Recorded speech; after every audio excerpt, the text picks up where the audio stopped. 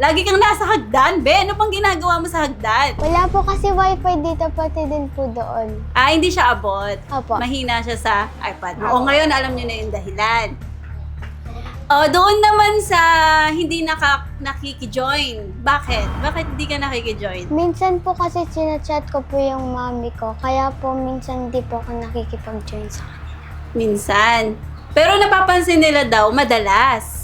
Madalas ba o minsan? Madalas. So, madalas mo siyang chinachat, si mama mo. Opo. Paano minsan mama niya? Ano pa yung sinabi niyo? Ayun, yung sinabi ni Kelsey. Naiiyak ka daw, be, pag may sinasabi sa'yo. Di naman po. Konting sabi ng Sinungaling? umiiyak ka na eh. Kailan? Pag tayo, nag-vlog. Kailan ako umiyak? O, sensitive ka daw. Hindi